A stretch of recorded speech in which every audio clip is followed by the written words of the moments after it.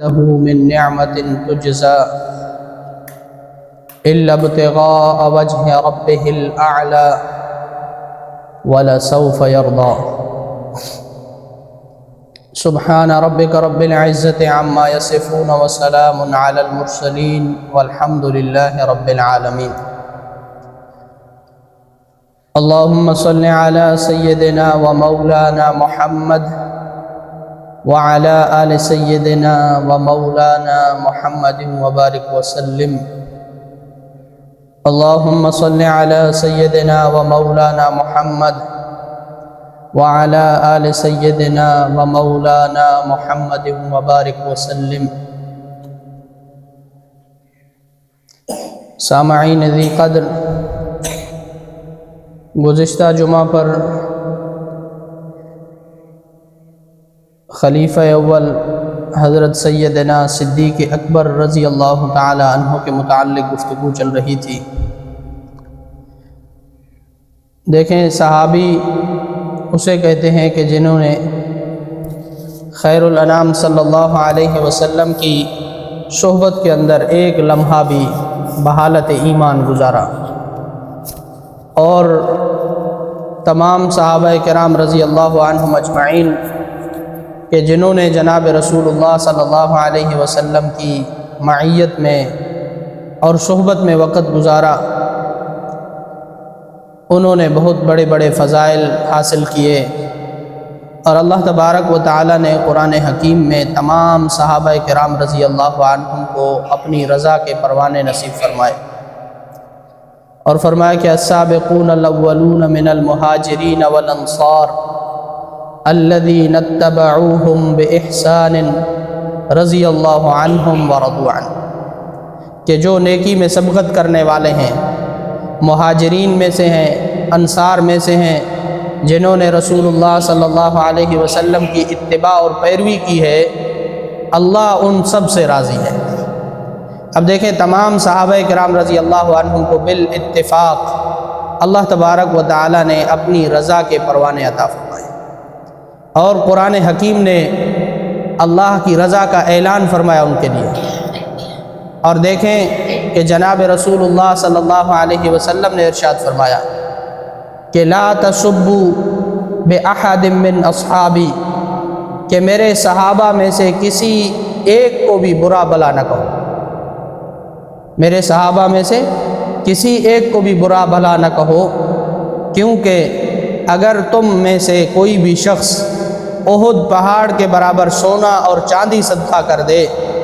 اور میرا کوئی صحابی ایک کھجور صدقہ کر دے، تو تم لوگوں کا احد پہاڑ کے برابر صدقہ کیا ہوا سونا اور چاندی اس ایک کھجور کے برابر نہیں ہو سکتا۔ دیکھیں، جناب رسول اللہ صلی اللہ علیہ وسلم نے یہ تمام صحابہ کرام رضی اللہ عنہم کے اخلاص اور ایمان کی شاہد اور گواہی کے متعلق ارشاد فرمایا کہ میرے صحابہ کا ایمان اور اخلاص اس درجے پر ہے کہ اگر تم میں سے کوئی شخص پورے اخلاص کے ساتھ احد کے برابر سونا اور چاندی صدقہ کر دیتا ہے، اور میرا کوئی صحابی ایک کھجور صدقہ کرتا ہے، تو تمہارا صدقہ کیا ہوا سونا جو پہاڑ کے برابر ہے وہ اس ایک کھجور کا مقابلہ نہیں کر سکتا، کیونکہ قیمت کس چیز کی ہے؟ اخلاص کی ہے، اور صحابہ کرام رضی اللہ عنہم کا ایمان اور اخلاص اعلیٰ درجے پر ہے۔ تو ان سب صحابہ میں سے بھی پھر اللہ تبارک و تعالی نے بعض کو بعض پر افضلیت عطا فرمائی، جیسا کہ حضرت عمر رضی اللہ تعالی عنہ فرماتے ہیں کہ فضل اللہ اقوا من اقوا، کہ اللہ نے صحابہ کرام میں سے ایک دوسرے پر تقویت دی ہے، اور حضرت ابو بکر صدیق رضی اللہ تعالی عنہ تو بالاتفاق تمام صحابہ میں سب سے افضل ترین شخصیت قرار پاتے ہیں، اور یہ کسی اور نے نہیں بلکہ خود امام الانبیاء صلی اللہ علیہ وسلم نے فرمایا۔ دیکھیں کہ حضرت ابو درداء رضی اللہ تعالی عنہ فرماتے ہیں کہ ایک دن ہم راستے میں جا رہے ہیں، اور جناب ابو بکر صدیق رضی اللہ تعالی عنہ ہمارے ساتھ ہیں۔ چلنے میں میں حضرت ابو بکر صدیق رضی اللہ تعالی عنہ سے آگے ہو گیا، یعنی حضرت ابو بکر صدیق رضی اللہ تعالیٰ عنہ پیچھے ہو گئے اور میں آگے ہو گیا، تو امام الانبیاء صلی اللہ علیہ وسلم نے مجھے دیکھ لیا، اور مجھے فرمایا کہ تم کیسے سبقت کر سکتے ہو ابو بکر پر جب کہ یہ تم سے بہتر ہے۔ یعنی حضرت ابو درداء رضی اللہ تعالیٰ عنہ کو جناب رسول اللہ صلی اللہ علیہ وسلم نے تنبیہ فرمائی کہ تم جو چلنے میں ابو بکر سے سبقت کر رہے ہو یہ کس لیے کر رہے ہو، حالانکہ ابو بکر تم سے افضل ہے۔ اور پھر فرمایا کہ ابو بکر ان تمام لوگوں میں سب سے زیادہ افضل ہے کہ جس پر سورج طلوع ہوا ہے اور غروب ہوا ہے۔ من طلعت علیہ الشمس وغرب، کہ جس بھی افضل شخص پر سورج طلوع اور غروب ہوا ہے ابو بکر سے زیادہ افضل کوئی پیدا نہیں۔ یعنی بالاتفاق تمام انبیاء کرام علیہم الصلاۃ والسلام کے بعد سب سے افضل شخصیت جناب حضرت ابو بکر صدیق رضی اللہ تعالیٰ عنہ کی، اور ان کے پیچھے ان کی وہ لازوال قربانیاں اور ان کی وہ تصدیق اور ان کی وہ وفا اور رسول اللہ صلی اللہ علیہ وسلم کے ساتھ وہ لازوال محبت اور عشق تھا کہ جنہوں نے حضرت ابو بکر صدیق رضی اللہ تعالیٰ عنہ کو اس اعلیٰ مرتبے پر فائز قرار دیا تھا۔ دیکھیں جناب رسول اللہ صلی اللہ علیہ وسلم فرماتے ہیں کہ جس بھی شخص پر میں نے کلمہ پیش کیا ہے، جس کو بھی میں نے دین اسلام کی دعوت دی ہے، تو اس نے ابتدا میں تھوڑا بہت تردد کیا ہے، تھوڑا بہت پیش و کم کیا، تھوڑا بہت انہوں نے سوچ و بچار کی، سوا ابا بکر، کہ سوائے ابو بکر رضی اللہ تعالیٰ عنہ کے، کہ ابو بکر رضی اللہ تعالیٰ عنہ نے بلا تردد، بلا کسی شک و شبے کے، بلا کسی کم و بیش کے، بغیر کسی سوچ و بچار کے کہا کہ یا رسول اللہ صلی اللہ علیہ وسلم اپنا ہاتھ آگے بڑھائیے، کہ ابایعک اشہد اللہ الہ الا اللہ وانک رسول اللہ، یا رسول اللہ صلی اللہ علیہ وسلم اپنا ہاتھ بڑھائیے، میں آپ کے ہاتھ پر بیعت کرتا ہوں اور گواہی دیتا ہوں کہ اللہ کے سوا کوئی معبود نہیں اور آپ اللہ کے سچے رسول ہیں۔ تو یہ حضرت ابو بکر صدیق رضی اللہ تعالیٰ عنہ کی وہ بلا تردد تصدیق تھی کہ جنہوں نے حضرت ابو بکر صدیق رضی اللہ تعالیٰ عنہ کو اس اعلیٰ مرتبے پر پہنچایا تھا۔ دیکھیں ایک مجلس کے اندر جناب رسول اللہ صلی اللہ علیہ وسلم صحابہ کرام رضی اللہ عنہ کو اپنے ہاتھوں کے ساتھ لقمے توڑ کے دے رہے ہیں، اور ہر صحابی کو ایک ایک لقمہ دیا جا رہا ہے۔ جب حضرت ابو بکر صدیق رضی اللہ تعالیٰ عنہ کی باری آتی ہے تو امام الانبیاء صلی اللہ علیہ وسلم ان کو ایک لقمہ دیتے ہیں، پھر اس کے بعد دوسرا لقمہ دیتے ہیں، اور پھر تیسرا لقمہ دیتے ہیں۔ صحابہ کرام رضی اللہ عنہم نے پوچھا یا رسول اللہ صلی اللہ علیہ وسلم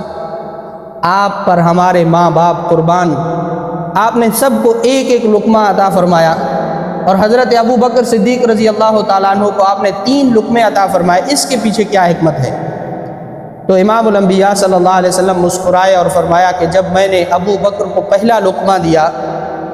تو حضرت جبریل علیہ السلام نے ان کو مبارکباد پیش کی کہ اے ابو بکر آپ کو مبارک ہو، اور پھر میں نے جب دوسرا لقمہ دیا تو حضرت میکائیل علیہ السلام نے ان کو مبارکباد دی کہ اے عتیق آپ کو مبارک ہو، اور جب میں نے ان کو تیسرا لقمہ عطا کیا تو خود اللہ تبارک و تعالی نے ان کو مبارکباد دی کہ اے صدیق تمہیں مبارک ہو۔ تو یہ حضرت ابو بکر صدیق رضی اللہ تعالیٰ عنہ کی شخصیت تھی۔ ایک دن صحابہ کرام رضی اللہ عنہم فجر کی نماز کے بعد جمع ہیں۔ امام الانبیاء صلی اللہ علیہ وسلم نے پوچھا کہ آج کس نے صبح روزے کے ساتھ کی ہے؟ تمام صحابہ کرام رضی اللہ عنہم خاموش۔ حضرت ابو بکر صدیق رضی اللہ تعالیٰ عنہ کھڑے ہوئے اور عرض کیا یا رسول اللہ صلی اللہ علیہ وسلم میں نے آج صبح روزے کی حالت میں کی ہے۔ پھر اس کے بعد امام الانبیاء صلی اللہ علیہ وسلم نے فرمایا کہ تم میں سے کون ہے کہ جس نے آج صدقہ کیا ہے؟ تو تمام صحابہ کرام رضی اللہ عنہم خاموش، اور حضرت ابو بکر صدیق رضی اللہ تعالیٰ عنہ فرماتے یا رسول اللہ صلی اللہ علیہ وسلم میں ابھی فجر کی نماز سے پہلے صدقہ کر کے آ رہا ہوں۔ پھر رسول اللہ صلی اللہ علیہ وسلم نے پوچھا کہ تم میں سے کس نے کسی اپنے مریض بھائی کی عیادت کی ہے؟ تو رسول اللہ صلی اللہ علیہ وسلم کے تمام صحابہ کرام خاموش، اور حضرت ابو بکر فرماتے ہیں یا رسول اللہ مجھے معلوم تھا کہ میرے بھائی عبد الرحمن بن عوف کی طبیعت خراب ہے، تو میں نماز سے آنے سے پہلے عبد الرحمن بن عوف کی عیادت کر کے آ رہا ہوں۔ رسول اللہ صلی اللہ علیہ وسلم مسکرائے اور فرمایا کہ جس نے ان 3 چیزوں کو جمع کر لیا وہ جنت میں داخل ہو چکا۔ تو یہ حضرت ابو بکر صدیق رضی اللہ تعالیٰ عنہ تھے کہ جن کو نہ صرف یہ کہ جنت کی بشارتیں دی گئی بلکہ بار بار دی گئی قرآن حکیم نے متعدد مقامات پر حضرت ابو بکر صدیق رضی اللہ تعالیٰ عنہ کے اخلاص اور ان کی عظمت کو بیان فرمایا۔ دیکھیں، ایک صحابی تھے حضرت مصطح رضی اللہ تعالیٰ عنہ،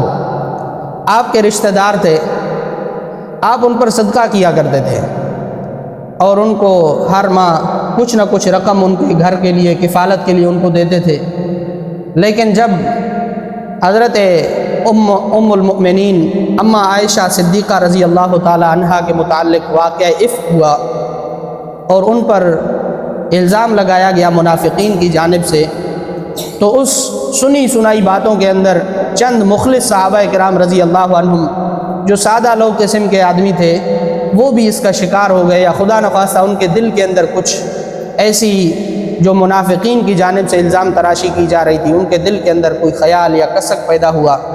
اور انہوں نے کسی جگہ اس کا اظہار کر دیا۔ اور حضرت مصطح رضی اللہ تعالیٰ عنہ بھی انہی لوگوں میں سے تھے کہ جنہوں نے کچھ باتیں اماں عائشہ رضی اللہ عنہا کے متعلق کی تھی۔ جب حضرت ابو بکر صدیق رضی اللہ تعالیٰ عنہ کو پتہ چلا تو حضرت ابو بکر صدیق رضی اللہ تعالیٰ عنہ کو نہایت قلق اور افسوس ہوا کہ یہ میرے رشتہ دار بھی ہیں اور ہر ماہ میں ان کو کفالت کے لیے رقم بھی دیتا ہوں، اگرچہ وہ اللہ کی رضا کے لیے ہوتی ہے، لیکن اس کے باوجود انہوں نے میرا کوئی بھرم نہیں رکھا، بلکہ میری صاحبزادی کے متعلق جو رسول اللہ صلی اللہ علیہ وسلم کی ازواج مطہرات میں سے تھی اور تمام مومنوں کی ماں تھی، ان کے متعلق کچھ باتیں کی ہیں یا منافقین کی بات سے متاثر ہوئے ہیں، تو اس نیت سے انہوں نے یہ ارادہ کر لیا کہ آج کے بعد ان کو کفالت کے لیے میں کچھ بھی نہیں دوں گا۔ لیکن اللہ تبارک و تعالیٰ نے حضرت ابو بکر صدیق رضی اللہ تعالیٰ عنہ کے اس قسم اٹھانے کے متعلق قرآن حکیم میں وہی نازل فرمائی کہ اے مومنو، تم کسی سے دل برداشتہ ہو کر نیکی نہ کرنے پر قسم نہ کھاؤ۔ کبھی بھی یہ نہ کہو کہ میں قسم اٹھاتا ہوں کہ میں آج کے بعد فلاں نیکی نہیں کروں گا۔ تو رسول اللہ صلی اللہ علیہ وسلم نے ان کو وحی کا حکم سنایا، تو اس کے بعد حضرت ابو بکر صدیق رضی اللہ تعالیٰ عنہ نے اپنی اس قسم کو توڑتے ہوئے کفارہ ادا کیا، اور پھر ان کو پوری زندگی اسی طرح جس طرح پہلے دیتے تھے، پوری زندگی ان کو حضرت مصطح رضی اللہ تعالیٰ عنہ کو کفالت کے لیے رقم دیتے رہے۔ اللہ تبارک و تعالیٰ نے ان کی اس عظیم الشان عفو و درگزر اور ان کی صلہ رحمی اور ان کے اس حد درجے کے اخلاص کے متعلق قرآن حکیم میں باقاعدہ پوری ایک صورت نازل فرمائی کہ جس میں اللہ تبارک و تعالیٰ نے ان کی اس اخلاص کے جذبے کو اور اس مال اور کی قربانی دینے کو ارشاد فرمایا کہ ایسا شخص ہے کہ جس کے ساتھ بھی نیکی کی ہے، اس نیکی کا مقصد کیا ہے کہ الا ابتغاء وجہ ربہ الاعلی، بس اس کا مقصد صرف اللہ کی رضا ہے، اس کے دل کے اندر کسی اور چیز کی تمنا نہ، کسی سے نیکی کے بدلے طور پر کوئی اسے کسی نیکی کی توقع کرتا ہے، بلکہ وہ صرف اللہ کی رضا چاہتا ہے۔ اور اللہ فرماتے والا سوف یرضا، اور ہم بھی اپنے اس بندے کو راضی کر لیں گے۔ جب یہ آیات نازل ہوئی تو جناب رسول اللہ صلی اللہ علیہ وسلم نے مسکرا کر حضرت ابو بکر صدیق کی جانب دیکھا اور فرمایا کہ جتنے بھی لوگوں نے میرے اوپر احسان کیا ہے، جتنے بھی لوگوں نے میرے اوپر اپنے مال کے ذریعے سے یا کسی نیکی کے ذریعے سے مجھ پر احسان کیا ہے، میں نے ان سب کی نیکیوں کا بدلہ دے دیا ہے۔ کسی کا احسان میرے اوپر اب باقی نہیں ہے سوائے ابو بکر کے، کہ ان کے احسانات کا بدلہ اللہ تبارک و تعالیٰ دیں گے قیامت کے دن۔ اور جناب رسول اللہ صلی اللہ علیہ وسلم نے ارشاد فرمایا کہ قیامت کے دن جب میزان پر اللہ تبارک و تعالیٰ حساب و کتاب لینا شروع کریں گے تو اللہ تبارک و تعالیٰ جلال کی کیفیت میں ہوں گے، اور اس قدر جلال ہوگا کہ کوئی اللہ کے حضور پیش ہونے کے لیے تیار نہیں ہوگا۔ لرزہ طاری ہوگی، اور تمام امم میں سب سے پہلے امت محمدیہ صلی اللہ علیہ وسلم کا حساب شروع کیا جائے گا، اور اللہ تبارک و تعالیٰ جب اپنے حضور حساب چاہیں گے تو میں سب سے پہلے ابو بکر کو بھیجوں گا حساب کے لیے، اور جب حضرت ابو بکر اللہ کے حضور پیش ہوں گے حساب کتاب دینے کے لیے تو اللہ تبارک و تعالیٰ ابو بکر کو دیکھ کر مسکرائیں گے، اور اللہ کا پورا جلال جمال میں بدل جائے گا، اور کہیں گے اے ابو بکر، تم تو وہ ہو کہ جس نے میرے پیغمبر کو راضی کیا، جس نے میرے پیغمبر پر اتنے احسان کیے کہ میرے پیغمبر نے تمہیں کہا کہ تمہارے احسان کا بدلہ اللہ قیامت کے دن دے گا، اور تم تو وہ ہو کہ جس کے لیے میں نے پہلے ہی حکم کر دیا تھا کہ میں قیامت کے دن اس کو راضی کر دوں گا۔ لہذا تمہارا کیا حساب کتاب ہے؟ سب سے پہلے حساب کتاب حضرت ابو بکر صدیق رضی اللہ تعالیٰ عنہ اللہ کے حضور پیش ہوں گے اور اللہ تبارک و تعالیٰ مسکرا کر ان کے لیے جنت کا فیصلہ۔ دیکھیں ایک دن جناب رسول اللہ صلی اللہ علیہ وسلم حوض کے متعلق ارشاد فرما رہے ہیں کہ میں اپنی امت کو حوض کے اوپر کھڑے ہو کر پانی پلا رہا ہوں گا اپنے ہاتھوں سے، تو حضرت ابو بکر صدیق رضی اللہ تعالیٰ عنہ نے عرض کیا یا رسول اللہ صلی اللہ علیہ وسلم میرا دل چاہتا ہے کہ میں آپ کے ساتھ ہوں۔ تو حضرت ابو بکر صدیق رضی اللہ تعالیٰ عنہ کی جانب جناب رسول اللہ صلی اللہ علیہ وسلم نے دیکھا اور فرمایا کہ اے ابو بکر تم تو میرے ساتھی ہو حوض کے، انت صاحبی علی الحوض، کہ اے ابو بکر تم حوض پر میرے ساتھی ہو، میرے ساتھ ہوگے۔ اور پھر اس کے بعد رفع یدہ رسول اللہ صلی اللہ علیہ وسلم، اللہ کے حضور رسول اللہ صلی اللہ علیہ وسلم نے ہاتھ اٹھائے اور دعا مانگی۔ دعا کیا مانگی؟ اے پروردگار ابو بکر کو جنت میں وہ درجہ عطا فرما جو میرا درجہ ہے، یعنی میرے ساتھ عطا فرما۔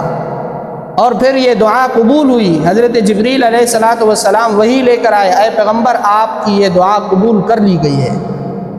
تو جس کے لیے پیغمبر نے اپنے مقابل درجے کی دعا کی ہے کہ اے اللہ ابو بکر کو وہ درجہ عطا فرما جو میرا درجہ ہے جنت۔ اور رسول اللہ صلی اللہ علیہ وسلم نے فرمایا قیامت کے دن سب سے پہلے جنت میں داخل ہونے والا شخص ابو بکر ہوگا۔ دیکھیں یہ حضرت ابو بکر صدیق رضی اللہ تعالیٰ عنہ کی عظمت اور ان کی شان پر دلالت کرتی ہے۔ اور ایک دن حضرت عمر رضی اللہ تعالیٰ عنہ اپنے گھر کے اندر تشریف فرما ہے، اور حضرت حفصہ رضی اللہ عنہا جو ام المؤمنین ہیں، جناب رسول اللہ صلی اللہ علیہ وسلم کی زوجہ ہیں اور حضرت عمر کی بیٹی ہیں، وہ کہنے لگیں کہ ابا جان میں آپ سے ایک سوال کرتی ہوں کہ کیا ابو بکر کی نیکیاں زیادہ ہیں یا آپ کی؟ تو حضرت عمر رضی اللہ تعالیٰ عنہ نے فرمایا کہ اے بیٹی اگر ابو بکر راضی ہو جائے اس بات پر کہ جو حضرت ابو بکر صدیق رضی اللہ تعالیٰ عنہ نے ایک رات ہجرت کی جو رات غار کے اندر جناب رسول اللہ صلی اللہ علیہ وسلم کے ساتھ گزاری تھی، اگر ابو بکر اس بات پہ راضی ہو جائے کہ عمر اپنی پوری زندگی کی نیکیاں اسے دے دے اور ابو بکر اپنی یہ ایک رات مجھے دے دے تو میں اس بات پر راضی ہو جاؤں۔ یعنی ایک رات کی وہ نیکی اور ایک رات کی وہ فضیلت جو حضرت ابو بکر صدیق رضی اللہ تعالیٰ عنہ نے جناب رسول اللہ صلی اللہ علیہ وسلم کی مصاحبت میں، کہ جہاں صرف صدیق تھے اور رسول اللہ صلی اللہ علیہ وسلم تھے بس، وہ جو رات گزاری ہے وہ رات اتنی عظمت والی ہے، وہ رات اتنی فضیلت والی ہے، اور وہ رات اتنی وزنی اور بھاری ہے کہ اگر عمر کی پوری زندگی کی نیکیوں کے بدلے، پوری زندگی کی نیکیوں کے عوض ابو بکر وہ رات دینے کے لیے تیار ہو جائے تو وہ ایک رات میں لینے کے لیے تیار ہو۔ یہ تھے حضرت ابو بکر صدیق رضی اللہ عنہ۔ دیکھیں غزوہ تبوک کا موقع ہے، بھوک اور افلاس کا عالم ہے، اور فصل ابھی تیار ہونے کو ہے،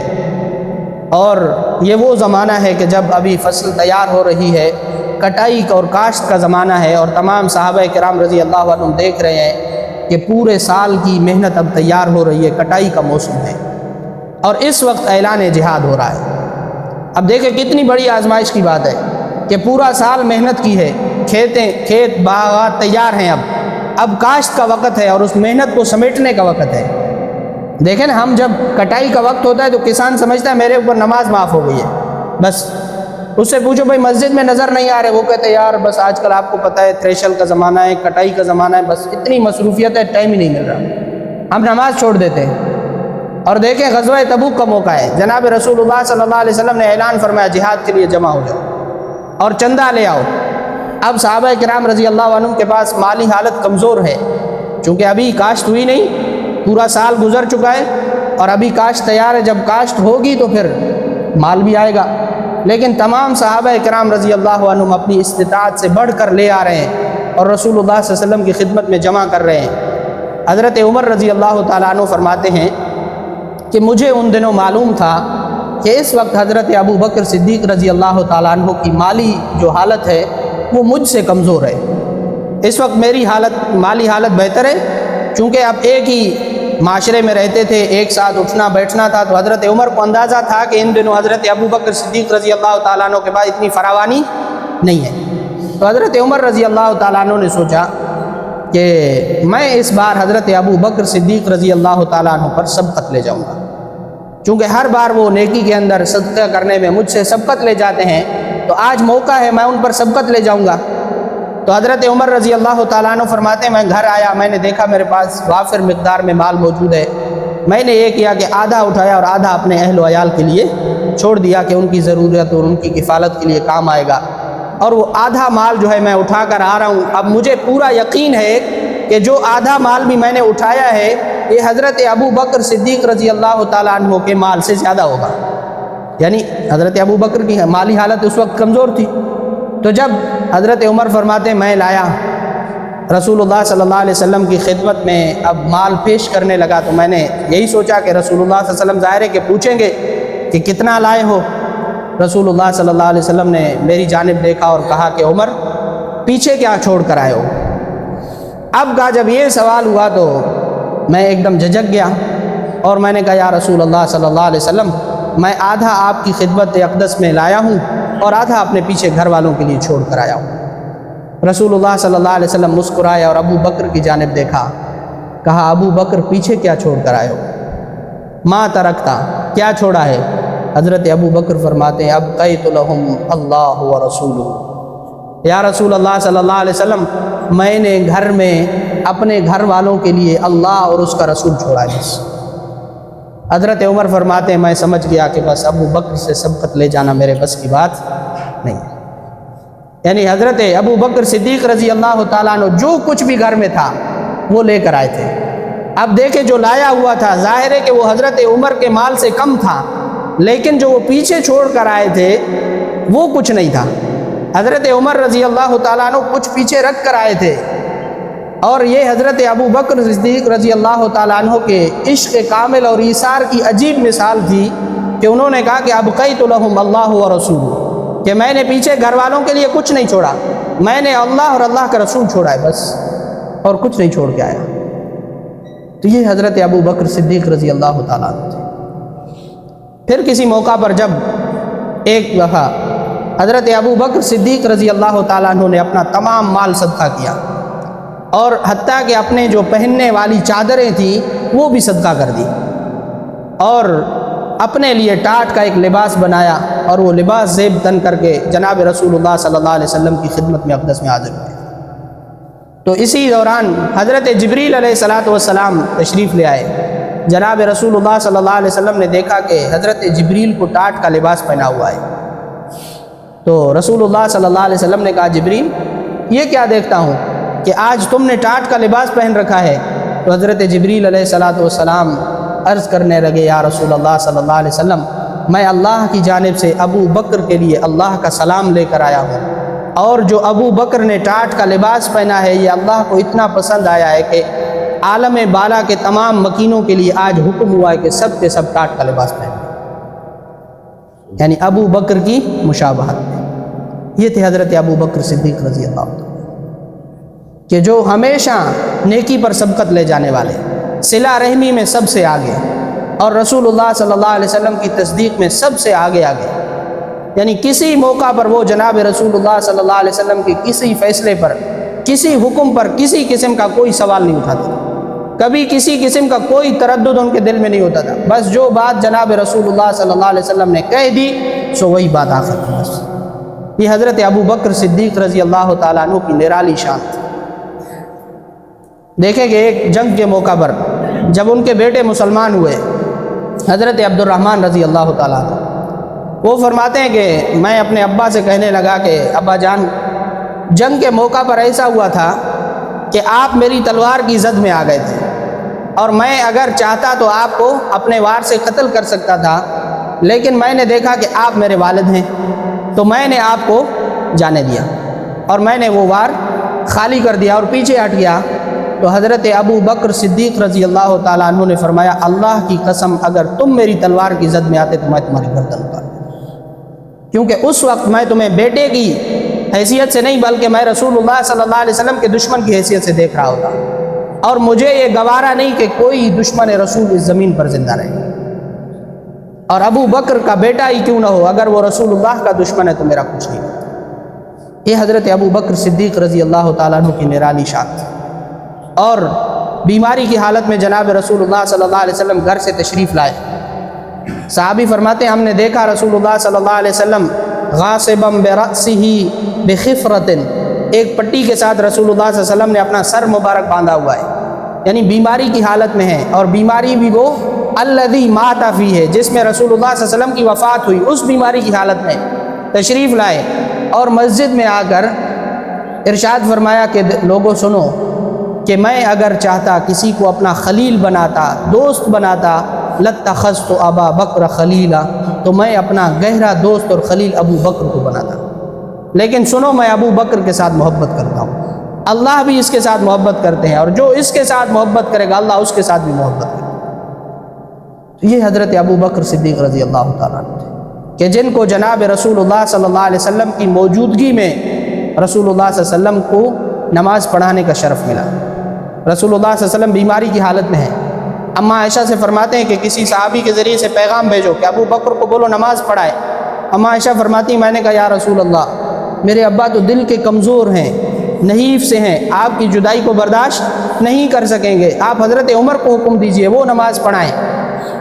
تو رسول اللہ صلی اللہ علیہ وسلم نے فرمایا کہ ابو بکر کی موجودگی میں کسی کو یہ حق حاصل نہیں کہ مصلی امامت میں کھڑا ہو، یعنی حضرت ابو بکر کی موجودگی میں جو امامت کا حقدار ہے وہ صرف حضرت ابو بکر صدیق رضی اللہ عنہ۔ تو یہ تھے حضرت ابو بکر صدیق رضی اللہ تعالیٰ عنہ جن کی پوری زندگی اسلام کے ساتھ وفا اور بے مثالی وفا کے ساتھ ہوئی، اور ہمیشہ رسول اللہ صلی اللہ علیہ وسلم کے ساتھ رہے، شانہ بشانہ رہے، اور اپنا مال رسول اللہ صلی اللہ علیہ وسلم کے قدموں میں ڈال دیا، اپنی جان کی پرواہ نہیں کی، اور اپنے آپ کو مکمل طور پر وقف کر دیا۔ دیکھیں کہ ابتدا کے اندر جب رسول اللہ صلی اللہ علیہ وسلم ابھی گھر میں چھپ چھپ کر دعوت دیتے تھے، اور دار ارقم مسلمانوں کا مرکز ہوا کرتا تھا، تو ایک دن حضرت ابو بکر صدیق رضی اللہ تعالیٰ عنہ کو زد و کوب کرنے لگے کفار، اتنا مارا کہ آپ بالکل مرنے کے قریب ہو گئے۔ تب کسی نے آ کر چھڑایا کہ آپ بڑے سردار ہیں اور آپ کے ہلاکت کی وجہ سے بڑا مسئلہ ہو جائے گا، تو آپ کو اٹھا کر جب اپنے قوم کے لوگوں نے گھر لایا، آپ بے ہوشی کی حالت میں ہیں، سارا دن وہ انتظار کرتے رہے، مغرب کے وقت آپ کو ہوش آیا، آپ نے دیکھا کہ میرے پاؤں کی جانب میری اماں ٹھہری ہیں ام جمیل، اور دوسرے رشتہ دار انتظار کر رہے ہیں۔ اب اماں نے ہاتھ میں کچھ اٹھایا ہوا ہے کہ ہوش آئے تو کچھ کھلاؤں، زخموں کا درد کم ہو، تو وہ کہتی ابو بکر کچھ کھا لو۔ آپ نے آنکھ کھولتے ہی کہا کہ میرے محمد کا کیا حال ہے۔ اب جب قوم والوں نے سنا، ظاہر ہے کہ وہ بھی ابھی اسلام نہیں لائے تھے، انہوں نے غصہ کیا کہ کیسا بندہ ہے جس کی وجہ سے یہ حالت ہوئی ہے، ابھی آنکھ کھلتے ہی ان کا پوچھ رہے ہیں، وہ چلے گئے۔ انہوں نے کہا کہ ان کی والدہ کو کچھ ان کو کھلا پلا دینا۔ اب والدہ کوشش کر رہی ہیں کہ آپ کچھ کھا لیں۔ حضرت ابو بکر فرماتے مجھے اللہ کی قسم جب تک میں رسول اللہ کو دیکھ نہ لوں میں کچھ کھا نہیں سکتا۔ ظاہر ہے کہ والدہ پھر والدہ تھی، مجبور ہوئی اور ام ہانی رضی اللہ عنہا کے پاس گئی اور جا کر ان سے عرض کیا کہ بھائی رسول اللہ صلی اللہ علیہ وسلم کا کیا حال ہے۔ اب ظاہر ہے کہ وہ بھی اپنا اسلام چھپاتی تھی، انہوں نے بھی کہا کہ بھائی مجھے کیا معلوم کون محمد رسول اللہ، ہاں میں یہ ہمدردی کر سکتی ہوں کہ چل کر آپ کے بیٹے کا حال پوچھ سکتی ہوں۔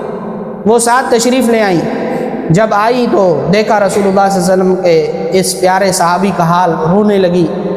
تو حضرت ابو بکر نے فرمایا کہ رسول اللہ صلی اللہ علیہ وسلم کا کیا حال ہے، تو انہوں نے اشاروں میں کہا کہ آپ کی والدہ ٹھہری ہیں جو ابھی تک اسلام نہیں لائی تھی۔ تو حضرت ابو بکر نے کہا کہ ان کی آپ پریشانی نہ ہو، آپ مجھے بتائیں۔ تو انہوں نے کہا کہ دار ارقم میں ہیں اور ٹھیک ہیں۔ حضرت ابو بکر صدیق رضی اللہ تعالیٰ نے فرمایا چلو پھر مجھے لے چلو۔ پھر یہ دونوں ام جمیل یعنی آپ کی والدہ اور ام ہانی آپ کو سہارا دے کر لے چلی، اور جیسے ہی دار ارقم میں داخل ہوئے جناب رسول اللہ صلی اللہ علیہ وسلم کو دیکھا، دیکھتے ہی خوشی سے چہرہ جو ہے پھولنے لگا۔ رسول اللہ صلی اللہ علیہ وسلم نے دور سے دیکھا، کھڑے ہوئے گلے لگایا، پوچھا ابو بکر حال کیسا ہے؟ کہا یا رسول اللہ آپ سے ملنے سے پہلے بڑا درد تھا، بڑی تکلیف تھی، آپ کو دیکھ لیا آنکھیں ٹھنڈی ہوئی، درد جاتا رہا۔ یہ تھا حضرت ابو بکر صدیق رضی اللہ تعالیٰ عنہ کا وہ عشق اور رسول اللہ صلی اللہ علیہ وسلم سے محبت۔ اللہ تبارک و تعالیٰ سے دعا ہے کہ اللہ تبارک و تعالیٰ ہمیں بھی حضرت ابو بکر صدیق رضی اللہ تعالیٰ عنہ کے ایمان میں سے، محبت میں سے تھوڑا سا حصہ عطا فرما دے، اور اللہ تبارک و تعالیٰ ہمیں بھی وہ کامل ایمان عطا فرمائے، اور جناب رسول اللہ صلی اللہ علیہ وسلم کی پیروی اور ان کے نقش قدم پر چلنے کی توفیق نصیب فرمائے۔ وآخر دعوانا ان الحمد للہ رب العالمین۔